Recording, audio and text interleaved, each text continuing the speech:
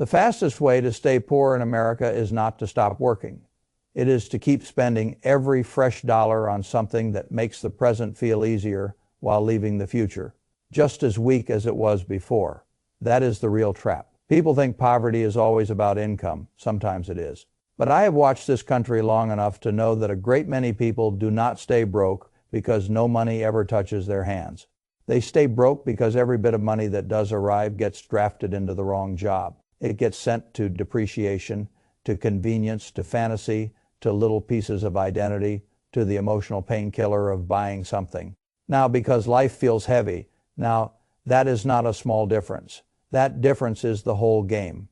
If you walk into almost any Walmart, Dollar General, gas station, electronics store, dealership lot, or rent to own showroom in America, you are not just walking into retail.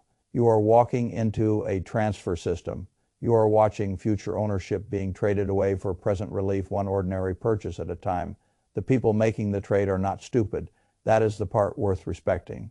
They are tired. They are pressed. They want one thing in their life to feel smooth. They want one symbol that says they are not failing.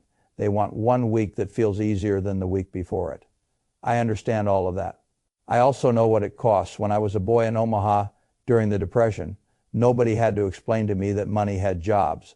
A dollar was not a mood. It was not self-expression. It was not a little disposable permission slip to make the day feel brighter. A dollar was a worker. If it left your hand, it had better return with friends. If it did not, you had better have a very good reason for sending it away. That lesson never left me. It has made me far more money than any market forecast, any clever valuation trick, or any cocktail party theory about the future. The difference between poor thinking and wealthy thinking is not that wealthy people never buy nice things. It is that wealthy people, when they are serious, first ask what a dollar is being hired to do. Poor thinking hires the dollar to relieve discomfort. Wealthy thinking hires the dollar to widen freedom. That is why the same 7 purchases keep showing up in the lives of people who can least afford them. Those purchases are not random. They perform emotional labor. They deliver a quick sense of dignity, ease, optimism, entertainment, or normalcy. The trouble is that they also quietly murder the future. And because the murder is quiet, the buyer keeps calling it normal life. That is what I want to show you, not so you can become grim and joyless and start counting pennies like a prisoner. I am not interested in making you smaller. I am interested in helping you stop funding the same machine that has been keeping millions of hardworking people financially fragile for decades. The first thing that machine loves to sell is the brand new car. I have never seen a more socially respectable wealth killer. A person gets the first decent job he has ever had. Maybe he is making $40,000 or $50,000 a year. Maybe for the first time in his life he feels the edge of progress. He is tired of looking broke, tired of driving something old, tired of feeling like every parking lot tells the truth about where he stands. So he walks into a dealership, shakes hands with a smiling salesman, and signs himself into a long, graceful financial mistake. The car is new, the seats smell wonderful, the screen is larger than the television he grew up with. The monthly payment is explained in a soft voice.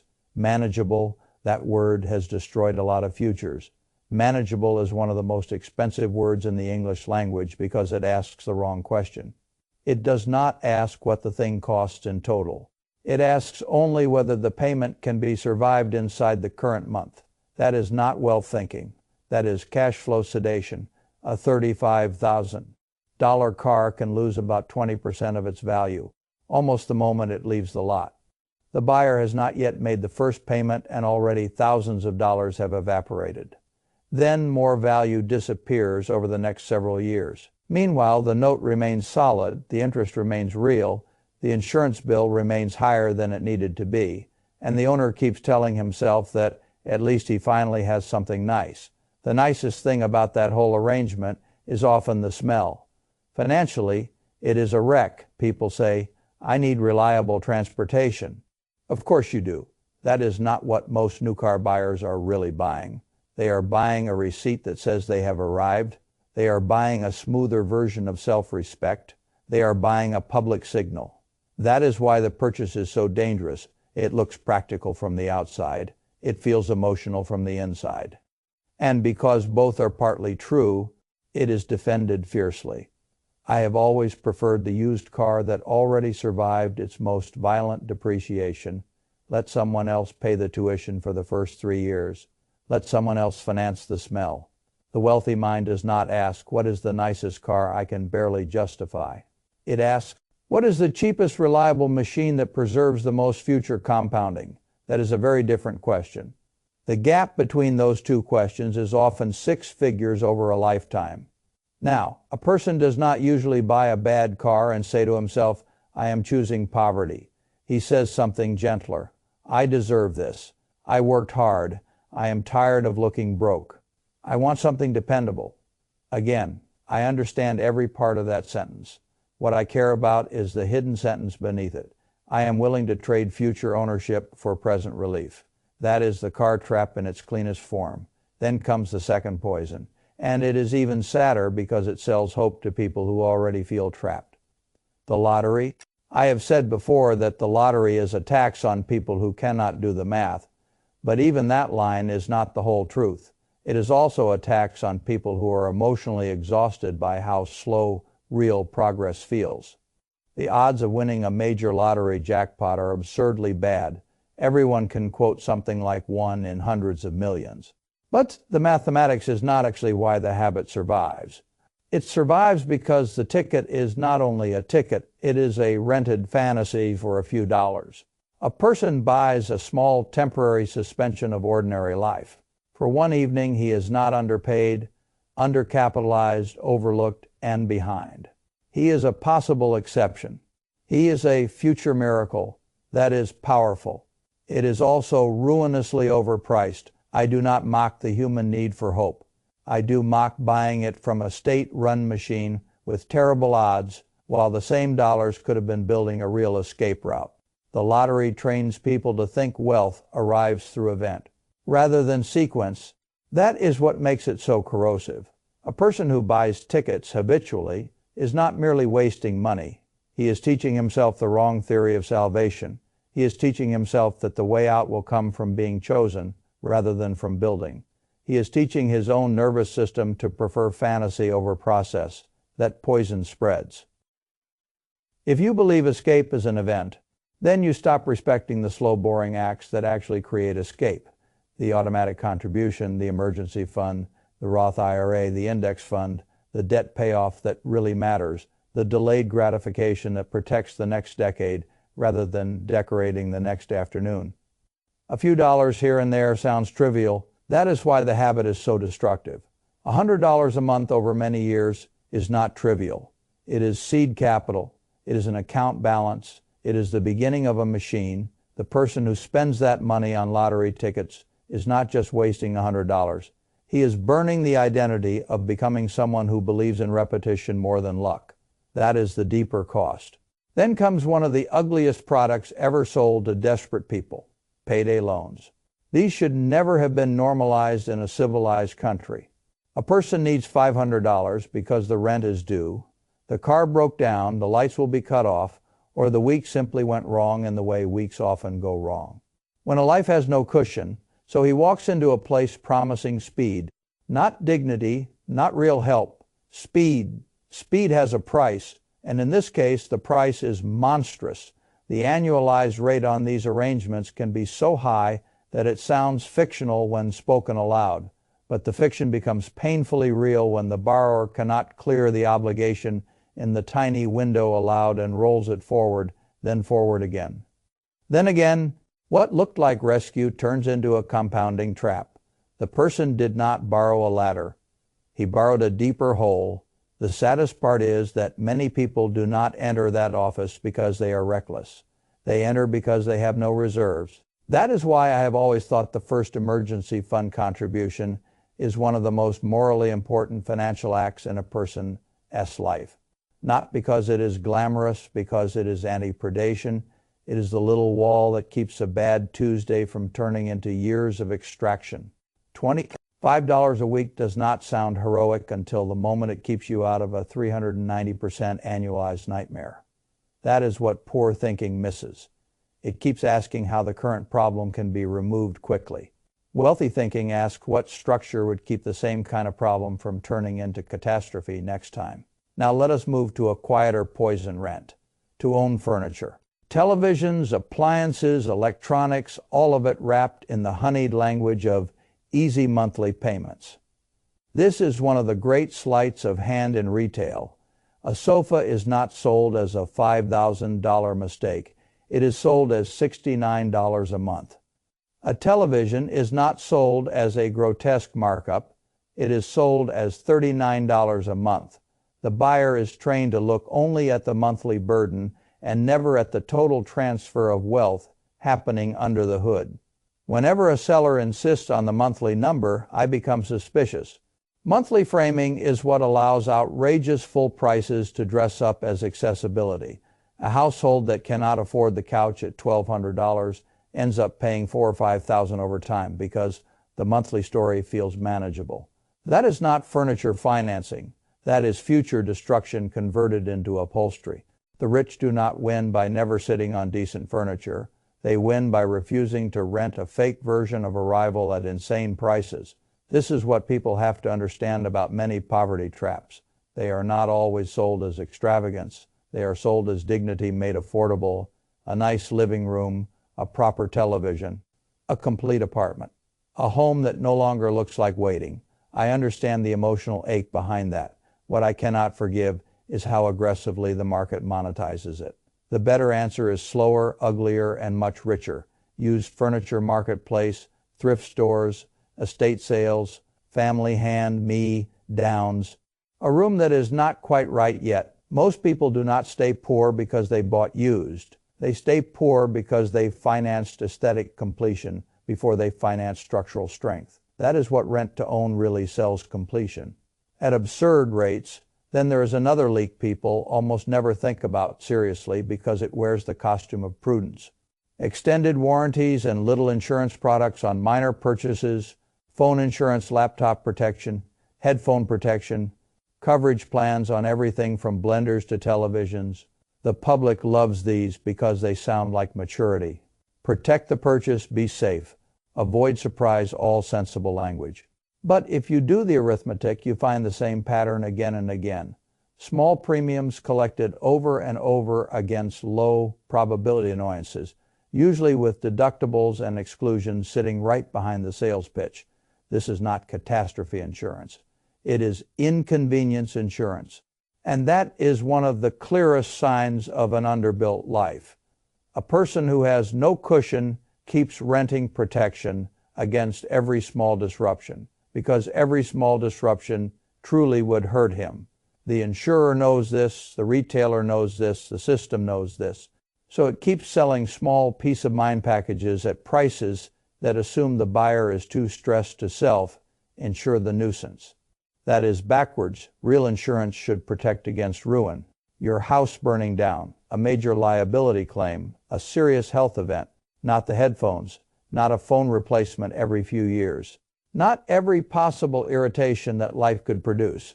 If you have even a modest emergency reserve, many of these products become visibly ridiculous. You can replace the item yourself or do without it for a while. And if the item survives, as many do, you keep the money rather than donating it to a company that priced the risk in its own favor. This is one of the most overlooked transfers in modern consumer life. Households that most need capital keep bleeding it away to ensure inconvenience. Now let us go to the subscription swamp. Premium cable, stacked streaming services, sports packages, extra channels, music platforms, gaming passes, cloud storage upgrades. Memberships that felt tiny when they began, and invisible once they were folded into the autopay fog of modern life. This is where the ordinary family loses money without the dignity of even feeling like it made a choice. The choices were made months ago. The losses are harvested quietly ever since. $200 a month on entertainment infrastructure does not sound like a moral scandal in a rich country. That is precisely why it is so effective. Nobody feels ashamed while the charges dribble out. Yet over years, that river of normalized leisure becomes tens of thousands of dollars, not sitting in a Roth IRA, not building a reserve, not widening the gap, not buying one more small piece of freedom. I am not anti-entertainment. I am anti-automaticity. There is a difference. If a family deliberately chooses one or two services and enjoys them, fine. If it drifts into a whole stack because nobody wanted the inconvenience of canceling anything, that is financial fog. Fog is expensive. The same is true of sports packages, premium channels, convenience memberships, all of it. People say, we work hard, we deserve to relax. I agree. What I do not agree with is using deservingness as a permanent override on arithmetic. Relaxation is not the enemy. Unexamined recurring cost is. And finally, we reach the category that kills futures $1 at a time while remaining socially invisible. Fast food, convenience, store purchases, daily bought coffee, delivery takeout, gas station snacks, lunch out because life is busy, another drink because it is easier than planning ahead. Another little stop because today was long and tomorrow feels far away. No one goes broke because one breakfast sandwich was overpriced. People go broke because convenience becomes philosophy. That is the real issue. When convenience becomes philosophy, you begin paying retail for every problem that planning could have solved more cheaply. Hunger, thirst, boredom, fatigue, lack of preparation, a busy morning, a bad afternoon, a weak evening. Each purchase is small enough to escape moral scrutiny. That is why the total can become enormous. I have always believed that one of the cleanest signs of rising wealth behavior is the ability to tolerate a little friction in exchange for keeping more of your capital. Packing lunch, brewing coffee, buying the 12-pack instead of the single bottle, planning the groceries, cooking once and eating twice. These are not glamorous acts. They are the quiet separators between the household that is always leaking and the household that finally begins trapping cash. The public thinks poverty is usually one huge problem. Often it is 100 small purchases that all hired the same worker. Immediate relief. That is the worker almost every bad purchase is hiring.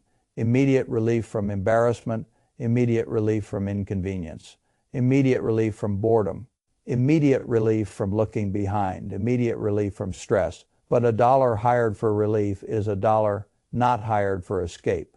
That is the whole pattern. The new car relieves status pain, the lottery relieves hopelessness, the payday loan relieves immediate fear, the rent-owned showroom relieves the shame of an unfinished-looking home. The warranty relieves the fear of nuisance. The subscription pile relieves boredom. The fast food run relieves the strain of planning. Different surfaces, same job. And because the same job keeps being hired, the ownership machine never gets enough workers. That is why so many people live with permanent financial tension. They are not merely underpaid. They are over-relieved. That may be the most important sentence in this whole conversation. They are over-relieved. Their money has been turned into a stream of tiny sedatives instead of a growing team of productive workers. Now, I do not want you to hear all this and become self-righteous or joyless. The point is not to become a monk. The point is to finally see the transfer clearly enough that you stop making it unconsciously. That is where real change begins, not in shame and visibility. Look at your bank statement, not your story about your spending. The actual statement. Where is your relief budget hiding? Is it the car, the takeout, the scratch, offs, the subscriptions, the convenience, store drift, the expensive little protections? Which category is repeatedly receiving dollars that should have become something durable once you name it? The power starts shifting. The next step is not heroic deprivation. The next step is redirection. This is the part almost everyone misses. If you merely stop buying the poison, life will often absorb the freed cash somewhere else. Life is very talented at that. You need a pipe, a direct route the day after payday. The savings must leave checking automatically and go somewhere that compounds a high-yield savings account until the emergency fund is real. Then a Roth IRA if eligible, or a traditional IRA or a brokerage account. The exact container matters less than the sequence. Cut one poison, redirect the savings automatically, then cut another. then another. This is how the machine reverses. People keep searching for a giant move because giant moves flatter the ego. In reality, wealth is often built by stopping a handful of ordinary mistakes and refusing to restart them. That is all, not dramatic, not cinematic, just compounding with fewer leaks. The beautiful part is that once the first real buffer appears, the whole financial ecosystem starts changing. The emergency fund reduces the odds of payday borrowing. Lower stress reduces the need for relief spending. Less relief spending creates more room for investing. Growing investments create psychological proof that the future exists. That proof changes behavior. Behavior changes net worth. Net worth changes options. Options change dignity. Dignity reduces the need to buy symbols of it. That is how the cycle flips. A poor cycle is built one purchase at a time. So is a wealthy one. The question is simple. Which cycle are you funding this week? Every time you buy one of these 7 poisons, you are not just spending $5 or $50 or $600. You are voting for a structure. You are deciding which machine gets fed. And if you can finally see that, really see it, then even a modest income can begin changing direction. Not overnight, not with magic, with sequence. Always sequence. That is how households become harder to hurt, not by earning a miracle, by stopping the bleed and sending the freed workers to build something that lasts.